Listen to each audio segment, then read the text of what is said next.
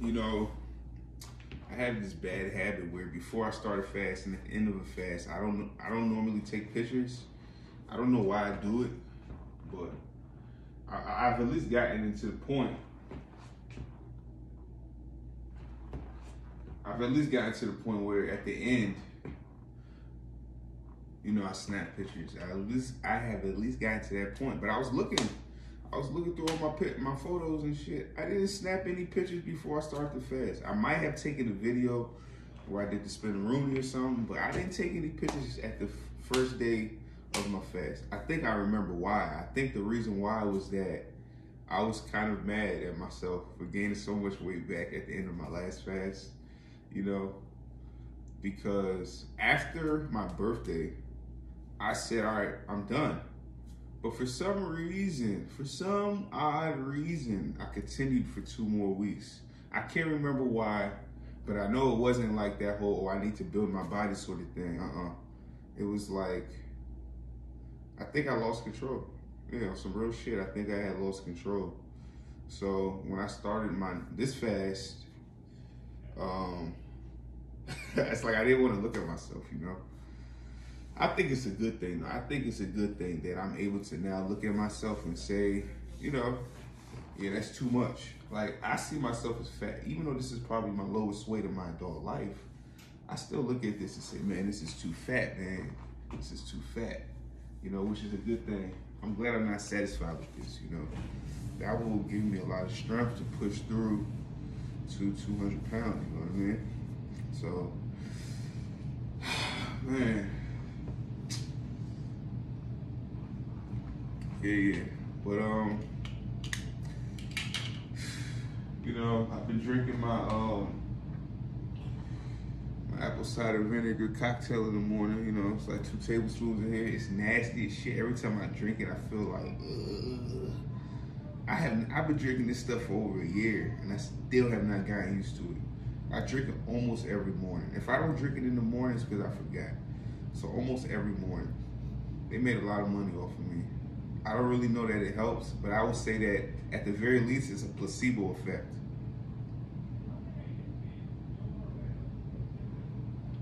So there's that. That's my last apple cider vinegar of this water fast, right? Maybe one more tomorrow morning, Always have to chase it with some water, because that shit, I told you I don't like it. I got my snake juice, right? Depending on how much salt I put in here, because I just kind of eyeball it, and sometimes I decide to do a little more, do a little less. It's just all in my head. It's like a subconscious thing at this point. At this current weight, I probably drink like this much a day. Okay. Depending on the salt concentration. If there's a very low salt concentration that I put in here, I can drink up to half a bottle. And this is on 32 ounces, right? Yeah, it's 32 ounces. So take a little bit of this. Has heavy salt concentration. Like, it's too much. So that's it. That might even be all I drink this morning. Because our bodies have a way of telling us stuff, right? So when I drink salt, my tongue is telling me how much I need. Pretty much something like that. All right. And then we got the supplement panel. All right, we're gonna go over all this real quick.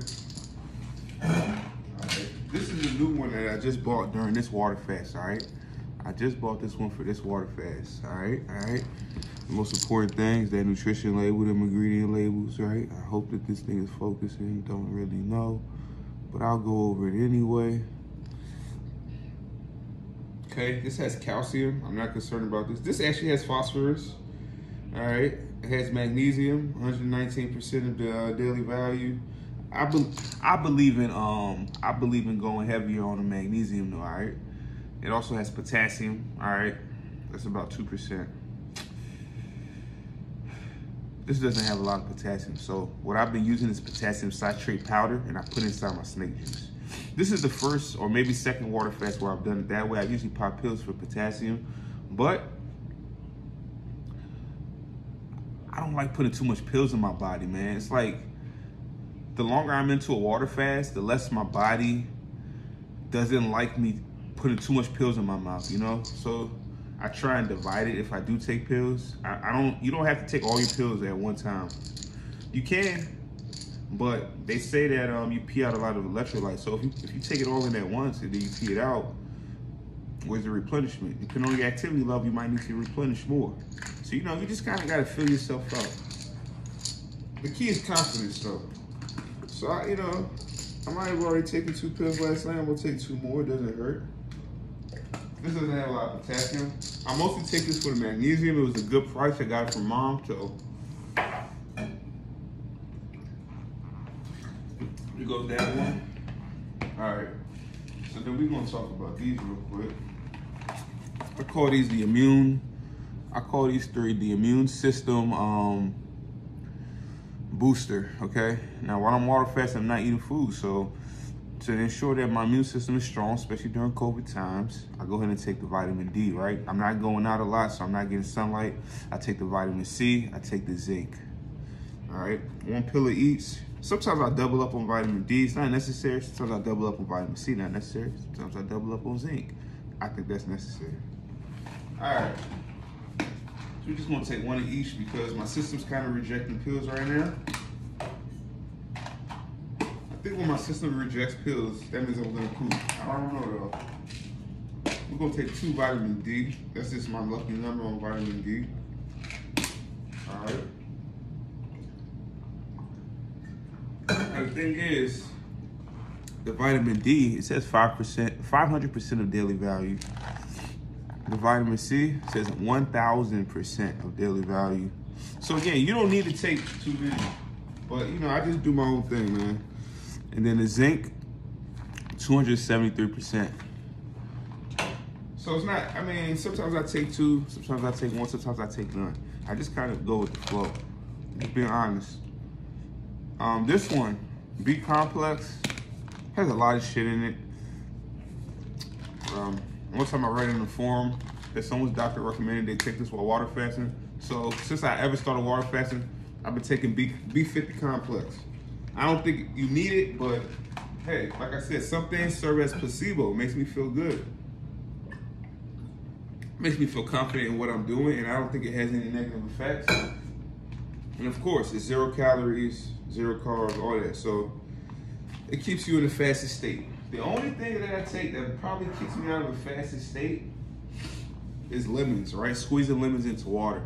That's probably the only thing that kicks me out of a fasted state, but not completely, right? Fasting has stages, has states. There's purists, right? There's people who believe that when you water fast, you only drink water. Like you don't do anything else. Maybe tea, maybe coffee, but for the most part, just water. I'm not a water fasting purist. I've never been. I think every single water fast I've done, I've either taken, I squeeze some lemons into water, Zevia, or apple cider vinegar. Like I add whatever I need to get through the fast, because at the end of the day, mental, mind, body, soul, right? I don't need to go over that again, right? And then of course I drink water a lot. Now, since I've been drinking Zevia, I haven't been drinking a lot of water, okay? I've been drinking a lot of Zevia, which is water, carbonated water, flavoring, Zevia, stevia, you get it. So I've been going through cans of that, man. I probably have 3 full trash bags of that for this fast. Just keeping it funky with you, okay? And as you can see, your boy lost weight, so you don't need to be a water fasting purist, okay? Even if you want to do a modified water fast where you drink bone broth, I'm not judging you. I can get 2 shits what you do. You should get 2 shits what I do. I'm just documenting my journey. I encourage everyone to document their journey, you know what I'm saying? I think it helps. It helps, It helps. So that's just all I got for right now. I'm gonna do a weigh-in pretty soon, maybe tomorrow morning, before I eat my first meal. We're gonna talk more about the first meal to break the fast. Being that I pooped yesterday morning, I feel like my digestive system is intact, but I've kind of been watching myself, right? Usually when I break a fast, it's so weird crouching down like this. Usually when I break a fast, I stick with protein, all right? And then I stick with omega-3 fat in the form of a fruit, right? Avocado. I usually eat fish and avocado to break my fast. I'm gonna be real with you guys. A lot of times when I've been eating that, right? A lot of times when I've been eating that, I feel it sit there, right? So a lot of times after I finish fasting and then I break my fast with refeeding, right? My first refeed, I usually do a 3-day water fast right after that, which sounds insane, right? But it sits there. It sits there for like at least 48 hours, you know?